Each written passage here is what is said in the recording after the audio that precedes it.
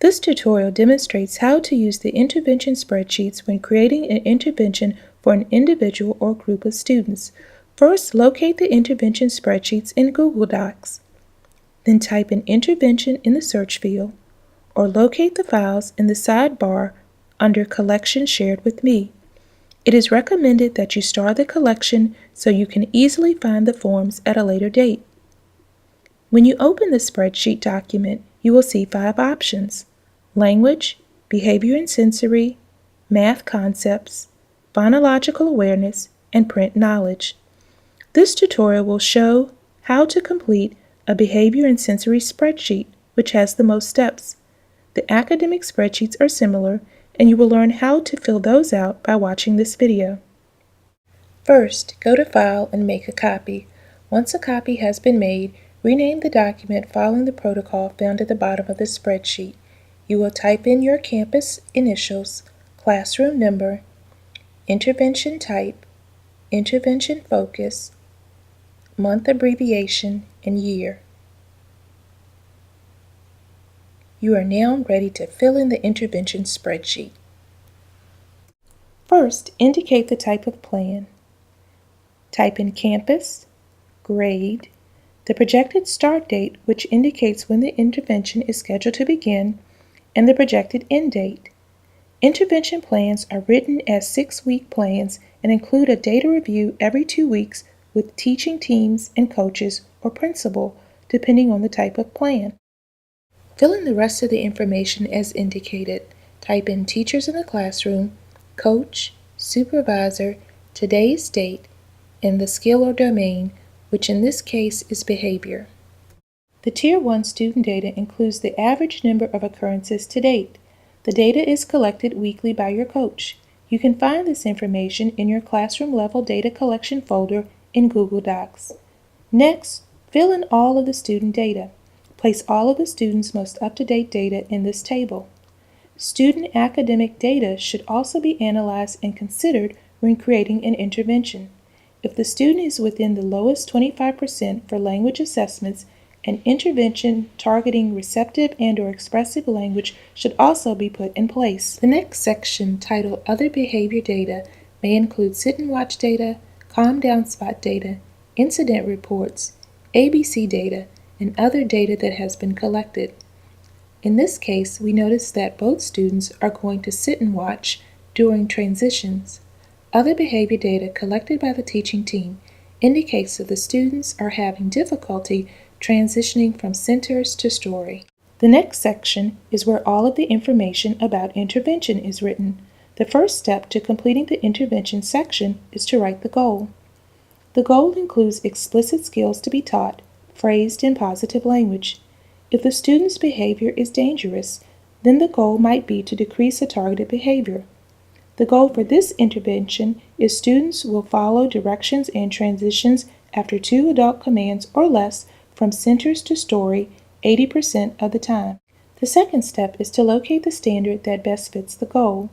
The related standard for this intervention is understand and follow classroom routines and rules and know what to do during transitions.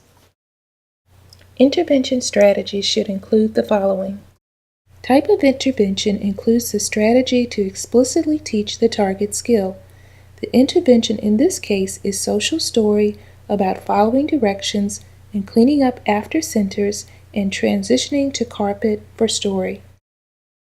Intervention frequency includes the number of times intervention will occur per day or week and during which components and for what length of time. For instance, teacher will read to the whole class during centers meeting twice a day for 1 minute. Person responsible indicates what teaching team member will conduct the intervention and be responsible for ensuring that the intervention and data collection occurs. Please note that all teaching team members should be trained and capable of implementing interventions in case of teacher absence or emergency. Method and frequency of evaluation indicates how the team will assess the progress of the student. Method refers to how data will be collected.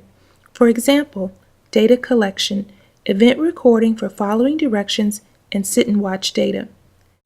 Frequency refers to the day you complete the assessment. Data must be collected daily for behavior and at least weekly for academics. In this case, data will be collected twice daily. Baseline score includes the pretest score or percentage on the target behavior to be taught. In this case, the baseline score is the average percentage of times students transition after 2 commands or less. The students' sit and watch data is also included. Criteria for progress indicates the goal percentage or score for the target skill that the team would like to meet within the intervention time frame. This should be the same type of data collected to arrive at a baseline score. For safety behaviors, the criteria for progress can be a reduction in behavior. In this case, the team indicated that by week 2, students will transition 50% of the time, by week 4, students will transition 65% of the time, and by week 6, students will reach the goal of transitioning 80% of the time. The team also includes a goal to reduce the amount of sit and watch visits during transition time. The projected end date is the date which the plan is intended to end. Once you have completed this section of the spreadsheet, you are ready to implement your intervention. Now let's look at some of the other tabs on the intervention spreadsheet. The Tier 2 checklist tab is to be filled out when a student is on a dip, and it has been decided by the teaching team and coach that a Tier 2 should be written. Once all of these steps have occurred, you are ready to write a Tier 2. Now we will look at tab 3, How to Log and Take Notes on an Intervention. The intervention should be logged each time it is complete. Write the date and if the intervention occurred. You might also write notes that you will find helpful later when discussing the student's progress with a parent or analyzing the data as a team. These could include a student's excitement or dislike of the intervention that day. Also, be sure to mark if a student was absent or intervention could not occur and why. Tab 4, Raw Data, includes a space to enter raw data collected for the intervention. You will see that each student has a section for date and data. First, enter each student's name that is on the plan in row 2, replacing S1, S2, etc. Enter the month, date, and copy and fill all the way down the first column. When finished, copy and paste the date across the columns. This is to ensure the date will be included on each student's individual graph. New data must be entered at least weekly as the plan progresses. Data entered will auto-populate into the Graph tab for each student. Tab 5, Principal Review and Feedback, is for principals to review the current plan and data and make comments on its progress. Teachers can look here for suggestions and reminders. Tab 6 through 10, Student Graphs. The rest of the tabs will auto-populate based on the data entered in the Raw Data tab. If there is an issue with a graph, you may need to fix something on the Raw Data tab. For instance, if a student is absent, leave the cell blank and indicate that she or he was absent in the log notes. If you write anything other than numbers in the Raw Data tab, the data will not graph. To change the categories for the graphs, for instance, if you have 2 students and want to see how they compare, you then want to make sure that the graph is reading the correct data that you want to show on the graph. You go to the corresponding tab. In this case, click on the tab that says Student 5.